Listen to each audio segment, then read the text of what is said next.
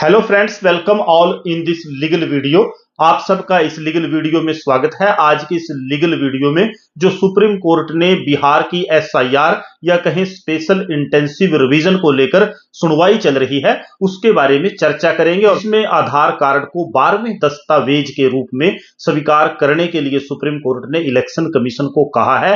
ये पूरा मामला है क्या, और सुप्रीम कोर्ट ने इस मामले में जो आदेश दिए हैं वो आदेश क्या है और उसके मायने क्या। बिहार में जो एसआईआर चल रही है, स्पेशल इंटेंसिव रिवीजन, जो वोटर लिस्टों की रिवीजन है, उसके ऊपर क्या इंपैक्ट पड़ेगा। आप सब जानते हैं कि अनेक याचिकाएं बिहार की जो इंटेंसिव रिवीजन है, special intensive revision voter list की, उसको लेकर देश की अदालत सुप्रीम कोर्ट में लंबित हैं। उनके ऊपर सुनवाई चल रही है और एक बड़ी अहम और महत्वपूर्ण सुनवाई इसी मामले को लेकर 10 सितंबर को हुई। और 10 सितंबर को जो फैसला आया उसको लेकर मीडिया में पूरी चर्चा है, लेकिन वास्तव में वो फैसला है क्या, कहता क्या है, वो आज के वीडियो में संक्षेप में जानने का प्रयास रहेगा।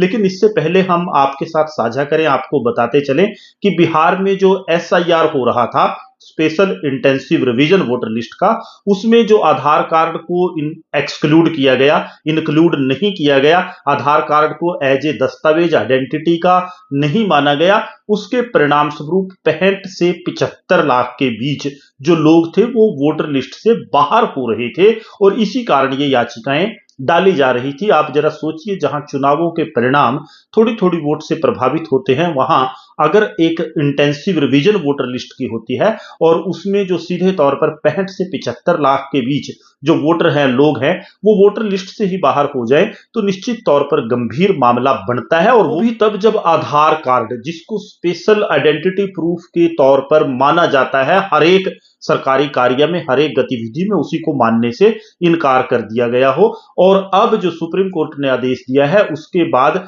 जो आधार है वो आइडेंटिटी प्रूफ के 12वें दस्तावेज के रूप में उसको स्वीकार करेगा चुनाव आयोग। ये सुप्रीम कोर्ट ने कहा है। कोई मीन में एक चुनाव आयोग उसमें करता है, वो तो आने वाले समय में पता चलेगा।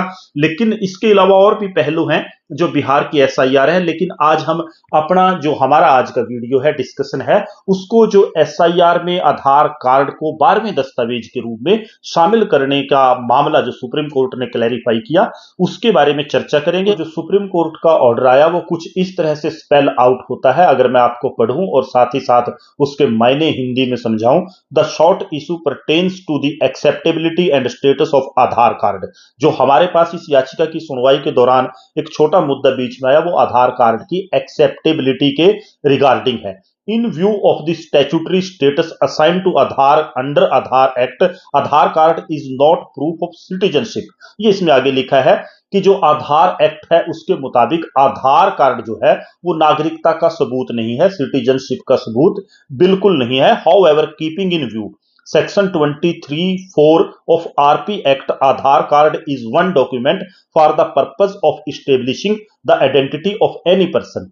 लेकिन आधार कार्ड जो रिप्रेजेंटेटिव ऑफ पीपल एक्ट है, उसकी धारा 23(4) के अनुसार नागरिकता का सबूत तो नहीं है, लेकिन आइडेंटिटी, किसी व्यक्ति की पहचान का सबूत है, उसका पहचान पत्र कि ये फला व्यक्ति है, उसके तौर पर उसकी मान्यता है। Learned senior council for election commission of India says Aadhaar card shall be taken into consideration as one of the document for establishing the identity of a person for inclusion exclusion in the revised voter list in Bihar।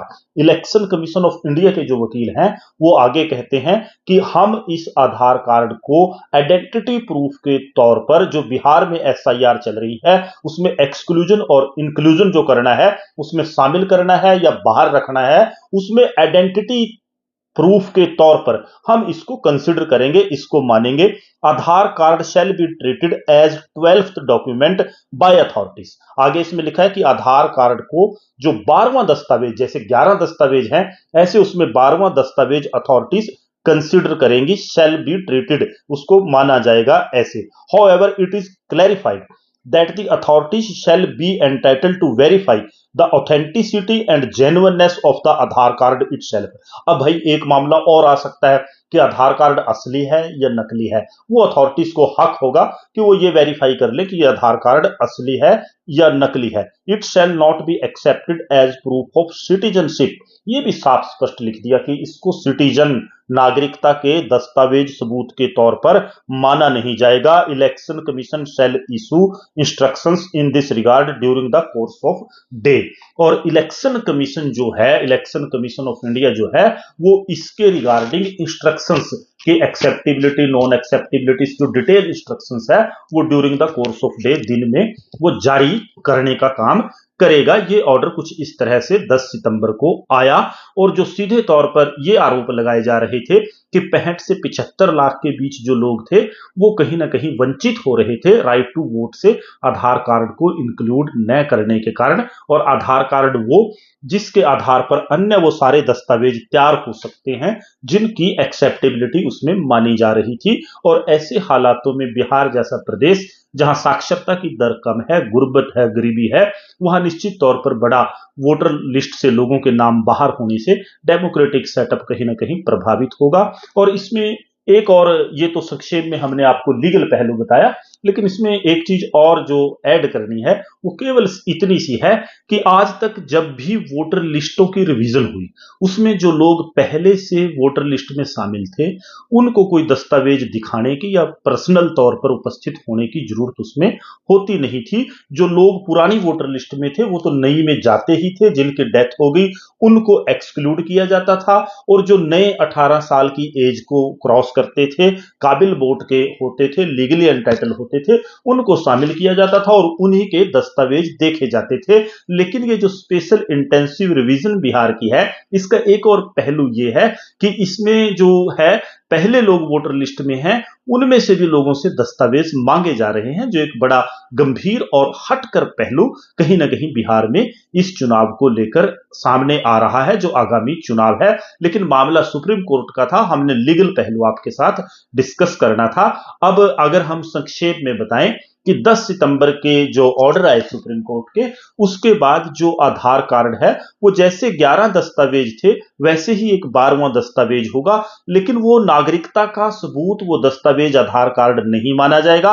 Identity proof कि फलाना आदमी है, फलाने गांव का है, वो चीजों उसमें आधार कार्ड में जो है वो उसको आइडेंटिटी प्रूफ, पहचान पत्र के तौर पर उसको स्वीकार किया जाएगा। वो सही है आधार कार्ड या गलत है कि इलेक्शन कमीशन खुद जांच करने का उसको अधिकार होगा और वो इसके रिगार्डिंग इंस्ट्रक्शंस विस्तार से जारी करेगा during the course of day, उसी दिन। अब आगे इसमें क्या प्रोग्रेस होती है वो किसी अगले वीडियो में चर्चा करेंगे जब जरूरत होगी। आज तक के लिए इतना ही। आप सबका धन्यवाद।